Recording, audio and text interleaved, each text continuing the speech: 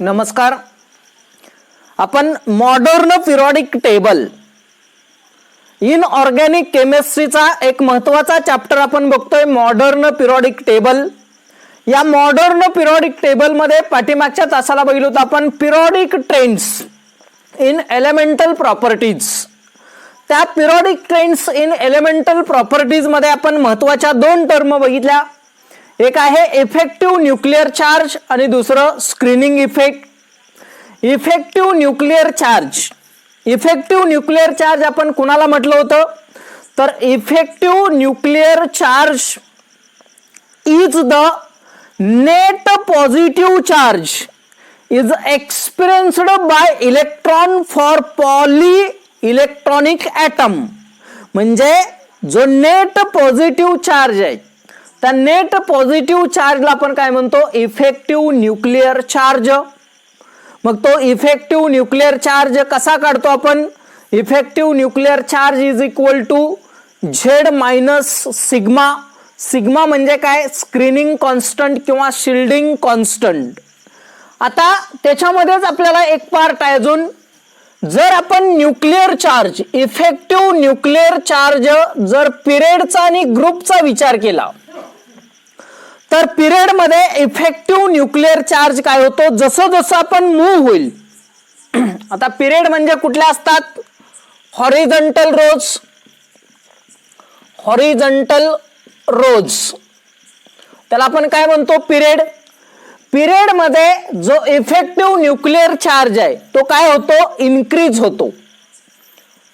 Effective nuclear charge increases on moving left to right.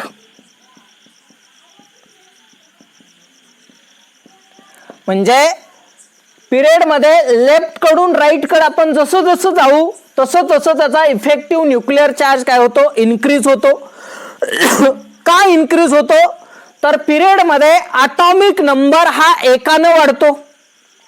Atomic number हा एकानं वाढतो. Atomic number एकानं वाढल्यानंतर न्यूक्लिअर चार्ज +1 न इन्क्रीज होतो. न्यूक्लिअर चार्ज +1 न इन्क्रीज होतो. त्याच्यानंतर ॲटॉमिक नंबर एकानं वाढल्यामुळं त्याच व्हॅलन्स मध्ये 1 मोर इलेक्ट्रॉन ऍड होतो. त्याच इलेक्ट्रॉन मध्ये काय होतं, तर एक इलेक्ट्रॉन काय होतो, ऍड होत जातो. त्यामुळं त्याचा न्यूक्लिअर चार्ज काय होतो, इन्क्रीज होत जातो. न्यूक्लिअर चार्ज इन्क्रीज होत जातो. आणि जर आपण ग्रुपचा विचार केला, ग्रुप कोणाला म्हणतो आपण, व्हर्टिकल कॉलम. Vertical column. आता ग्रुप मध्ये काय होतं, तर इफेक्टिव्ह न्यूक्लिअर चार्ज काय होतो, डिक्रीज होतो. Effective nuclear charge decreases on moving down the group.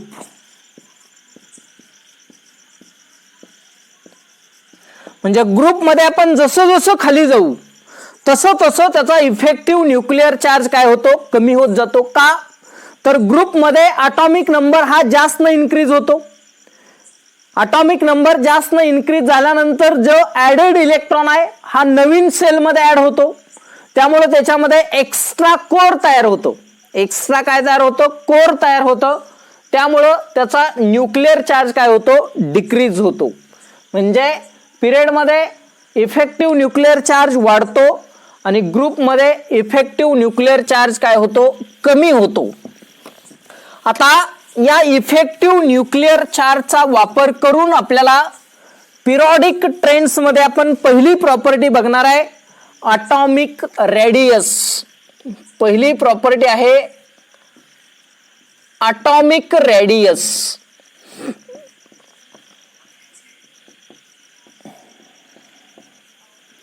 किंवा त्यालाच काय म्हटलं जातं, ॲटॉमिक साइज. आता ॲटॉमिक रेडियस कोणाला म्हणायचं, किंवा ॲटॉमिक साईज कोणाला म्हणायचं तर 1/2 of internuclear distance between two adjacent atoms of a metal. म्हणजे दोन शेजार शेजारचे मेटलचे अणूमधलं अंतर त्याला भागिले 2 किंवा single bonded non metal.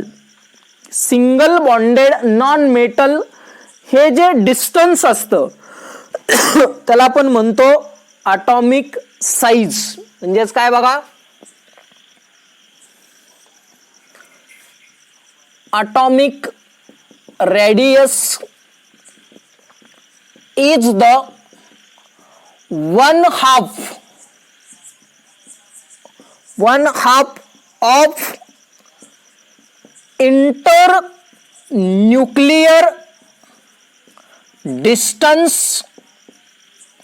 internuclear distance between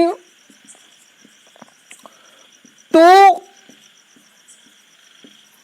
adjacent atoms for a metal किंवा of metal or single bonded atoms of non-metals. याला म्हणतो आपण ॲटॉमिक साईज. म्हणजे काय बघा, 1/2 म्हणजे अर्ध, 1/2 म्हणजे काय अर्धा, internuclear distance between two adjacent atoms म्हणजे दोन शेजार शेजारचे जे अणू आहेत त्या अणूमधलं अंतर, दोन अणूमधलं अंतर, मग ते मेटलचे असतील किंवा सिंगल बॉन्डेड नॉन मेटलची असतील, त्याला आपण म्हणतो ॲटॉमिक रेडियस किंवा atomic size. Atomic radius is the 1/2 of the internuclear distance between two adjacent atoms of metals और single bonded atoms of non metals. त्याला आपण काय म्हणतो ॲटॉमिक साईज. आता जर आपण फॉर एक्झाम्पल घेतलं, फॉर एक्झाम्पल जर आपण बॉन्ड लेंथचा विचार केला, बॉन्ड लेंथ कोणाला म्हणतो आपण, दोन बॉन्ड मधलं अंतर, the distance between to successive bonds. दोन शेजार शेजारचे जे बॉन्ड असतील त्या बॉन्ड मधलं जे अंतर असतं त्याला आपण म्हणतो bond length. The distance between to successive bonds त्याला आपण काय म्हणतो बॉन्ड लेंथ. तेच आपण त्याला आपण कोव्हॅलंट रेडियस म्हणतो. आपण कोव्हॅलंट बॉन्ड म्हणजे काय, सहसंयुग्मन, शेअरिंग पेअर ऑफ इलेक्ट्रॉन, त्याच्यामध्येच आपण कोव्हॅलंट रेडियस. आता कसं काढायचं बघा, फॉर एक्झाम्पल समजा आपण पहिलं बेरिलियमचं एक्झाम्पल घेतलं, बेरिलियम Be. आपण जर बेरिलियमचा विचार केला, समजा हा बेरिलियम आहे,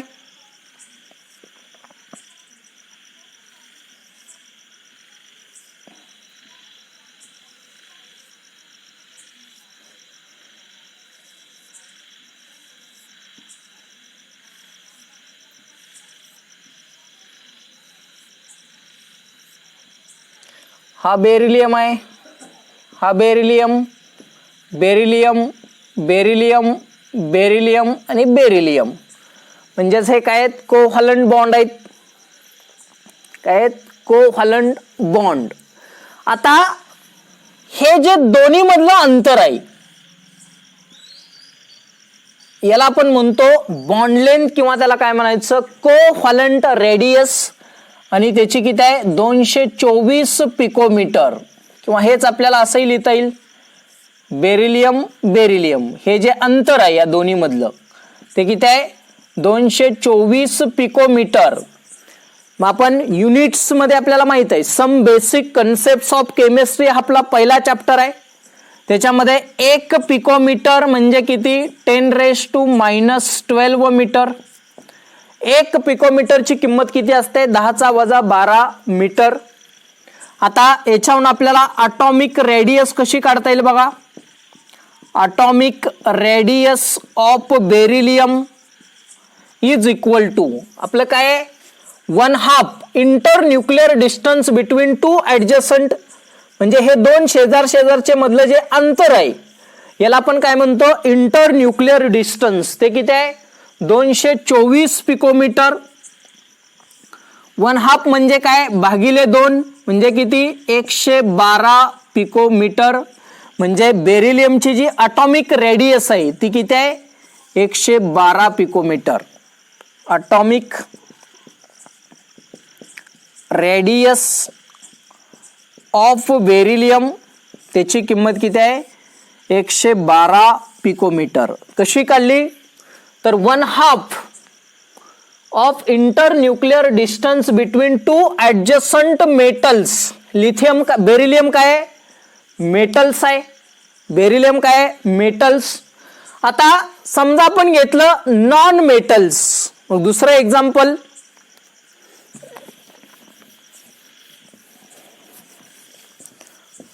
ॲटॉमिक रेडियसचं दुसरं एक्झाम्पल समजा क्लोरीन घेतलं. हे एक्झाम्पल 1. दुसरं क्लोरीन. क्लोरीन हा काय आहे नॉन मेटल. आता याचा जर आपण विचार केला समजा इथे एक क्लोरीन आहे आणि इथे एक क्लोरीन आहे.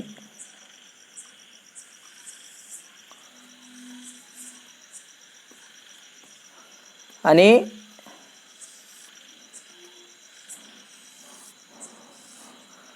हा एक क्लोरीन आणि हा एक क्लोरीन. लिहिताना आपण काय लिहितो Cl2 chlorine molecule.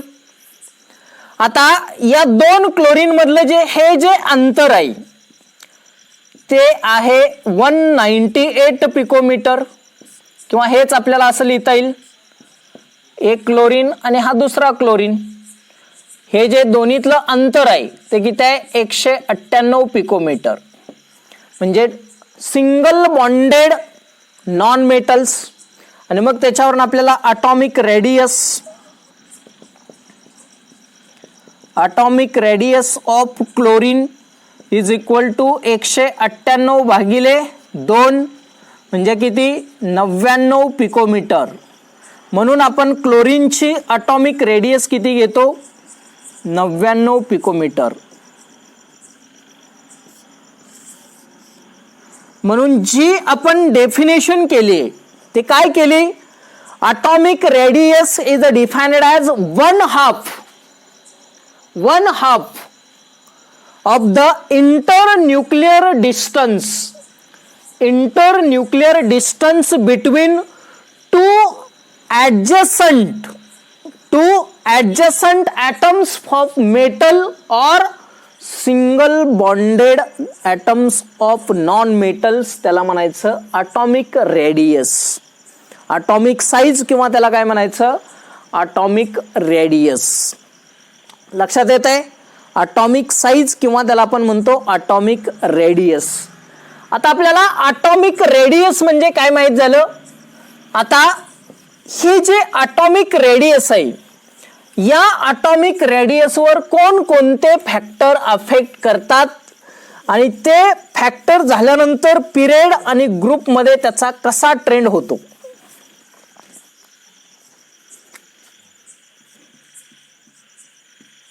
Factors affecting on atomic radius.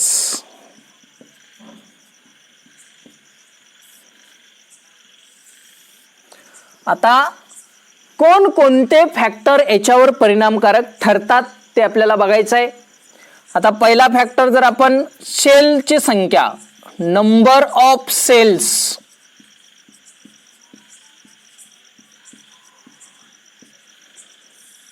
Sale म्हणजे काय कक्षा. उदाहरणार्थ बघा हा न्यूक्लियस आहे समजा याच्यामध्ये 3 कक्षा आहेत, तर हे जे अंतर आहे त्याला म्हणतो आपण ॲटॉमिक साईज, किंवा आपल्याला दुसरी एक डेफिनेशन सांगता येते, न्यूक्लियस पासून शेवटची कक्षा किती अंतरावर प्रेझेंट आहे ते अंतर म्हणजे सुद्धा आपण काय म्हणतो त्याला atomic size.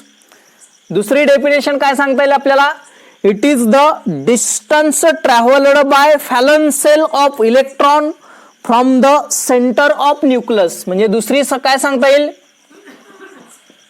It is the distance travelled by फॅलन shell electron from the center of nucleus of an atom, त्याला आपण म्हणतो ॲटॉमिक साईज. म्हणजे या न्यूक्लियस पासून शेवटची कक्षा किती अंतरावर प्रेझेंट आहे ते अंतर म्हणजे त्याला आपण काय म्हणतो ॲटॉमिक साईज. म्हणजे बघा याच्यामध्ये 3 कक्षा आहेत, एवढं अंतर. जर समजा कक्षांची संख्या वाढली तर अंतर सुद्धा काय होणार आहे, वाढणार आहे. एवढं अंतर आणि एवढं अंतर, म्हणजे जेवढं शेलची संख्या जास्त तेवढं त्याची ॲटॉमिक रेडियस सुद्धा कशी असते, जास्त. म्हणजे atomic radius increases with increase in number of cells. सेलची संख्या वाढल्यानंतर ॲटॉमिक रेडियस सुद्धा वाढत जाते. म्हणजेच काय, दॅट इज ते डायरेक्टली प्रोपोर्शनल टू असतील का इनव्हर्सली, तर ते directly proportional to each other. म्हणजेच आपल्याला काय लिहिता येईल, atomic radius directly proportional to number of shells. हा पहिला फॅक्टर त्याच्यावर परिणामकारक ठरतो, सेलची संख्या. जेवढी सेलची संख्या जास्त तेवढी त्याची ॲटॉमिक साईज जास्त. दुसरा effective nuclear charge.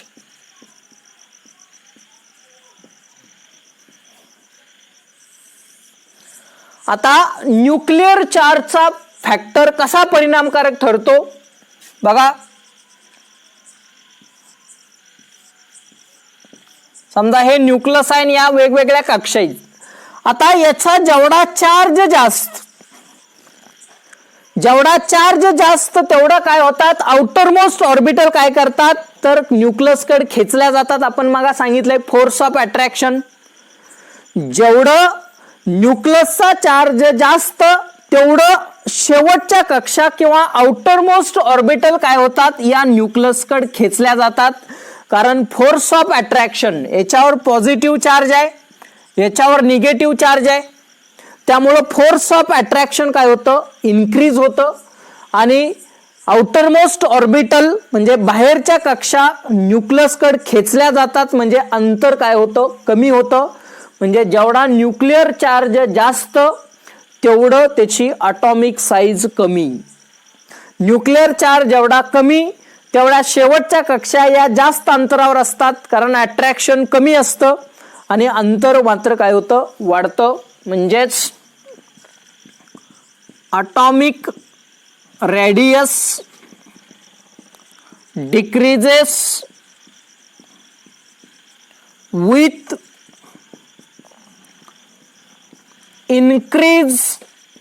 increasing nuclear charge.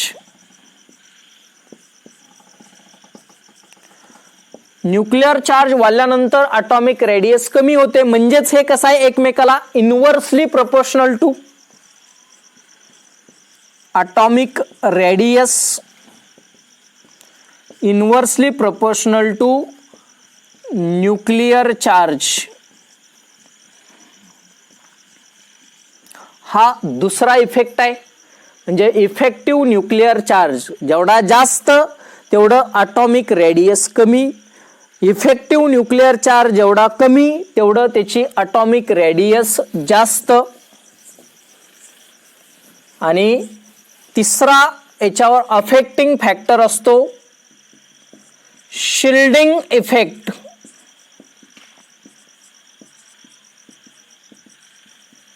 किंवा त्याला म्हणायचं स्क्रीनिंग इफेक्ट.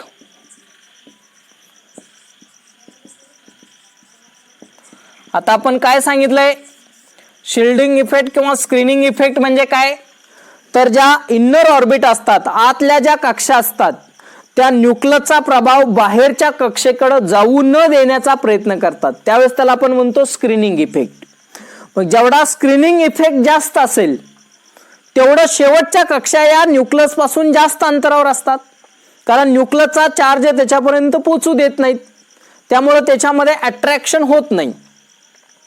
आणि जेवढं स्क्रीनिंग इफेक्ट कमी असतो तेवढं त्या आउटरमोस्ट ऑर्बिटल काय करतात, न्यूक्लियसकडे खेचल्या जातात आणि ॲटॉमिक रेडियस काय असते, कमी. म्हणजे स्क्रीनिंग इफेक्ट जेवढा जास्त तेवढं ॲटॉमिक साईज काय, कमी. स्क्रीनिंग इफेक्ट जेवढा जास्त तेवढं त्याची ॲटॉमिक रेडियस जास्त. म्हणजे atomic radius is increases with increasing screening effect. Screening effect जेवढा जास्त तेवढं त्याची ॲटॉमिक रेडियस जास्त. म्हणजेच काय, atomic radius is directly proportional to screening effect. Screening effect किंवा शिल्डिंग इफेक्टला ते काय असतं, डायरेक्टली प्रोपोर्शनल टू. हे आहेत factor affecting on atomic radius. Atomic रेडियसवर कोणकोणते फॅक्टर परिणामकारक ठरतात, number of shells, effective nuclear charge आणि shielding effect. Number of shell आणि atomic radius directly proportional to, nuclear charge आणि atomic radius inversely proportional to, आणि शिल्डिंग इफेक्ट किंवा screening effect आणि ॲटॉमिक रेडियस कसे असतात, डायरेक्टली प्रोपोर्शनल टू. याला म्हणायचं factor affecting on atomic radius. आता कोणकोणते फॅक्टर अफेक्ट करतात हे आपल्याला माहित झालं. आता आपल्याला बघायचे ट्रेंड्स.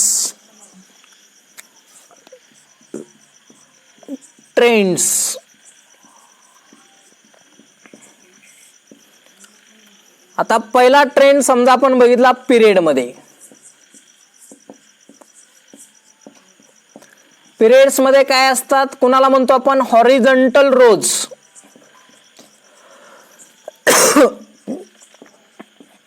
म्हणजे ज्या आडव्या ओळीत त्याला आपण काय म्हणतो, period.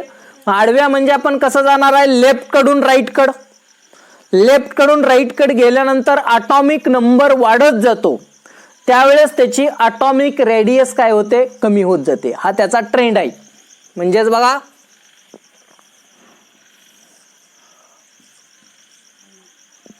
as we move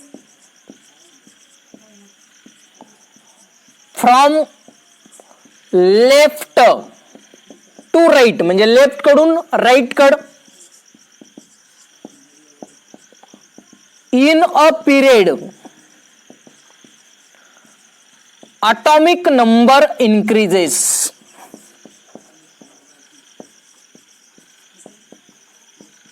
atomic number काय होतं, increases. then atomic radius decreases. त्यावेळेस त्याची atomic radius काय होते, decreases. म्हणजे पिरियड मध्ये जो ट्रेंड आहे तो कसा आहे, लेफ्ट कडून राईट कडे आपण पिरियड मध्ये गेल्यानंतर ॲटॉमिक नंबर वाढत जातो, त्यावेळेस त्याची ॲटॉमिक रेडियस काय होते, कमी होत जाते. फॉर एक्झाम्पल, जर आपण एक्झाम्पल घेतलं, बघा for example lithium, beryllium, boron, carbon, nitrogen, oxygen आणि फ्लोरीन. दुसऱ्या पिरियड मधली मूलद्रव्ये आहेत. लिथियमचा अटॉमिक नंबर किती आहे? 3, 4, 5, 6, 7, 8, 9. याचा किती आहे? 3, 4, 5, 6, 7, 8, 9. म्हणजे पहिलं वाक्य बघा, as we move from left to right, म्हणजे आपण जर लेफ्ट कडून राईट कडे गेलो, कशामध्ये? पिरियड मध्ये अटॉमिक नंबर इन्क्रीजेस. 3 कडून काय झालंय? 9 कड. आता अटॉमिक रेडियस काय होते? डिक्रीज होते. बघा, लिथियमचे आहे 152 पिकोमीटर, बेरिलियमचे आहे 111 पिकोमीटर, बोरॉनचे आहे 88 पिकोमीटर, कार्बनचे आहे 77 पिकोमीटर, नायट्रोजनचे आहे 74 पिकोमीटर, ऑक्सिजनचे आहे 66 पिकोमीटर आणि फ्लोरीनचे आहे 64 पिकोमीटर. म्हणजेच काय? लेफ्ट कडून राईट कडे गेल्यानंतर अटॉमिक नंबर वाढत गेला आणि त्यावेळेस त्याची अटॉमिक रेडियस काय झाली? कमी होत गेली. 152, 111, 88, 77, 74, 66, 64. म्हणजेच काय झालं? कमी होत गेलं. हा पिरियड मधला ट्रेंड आहे.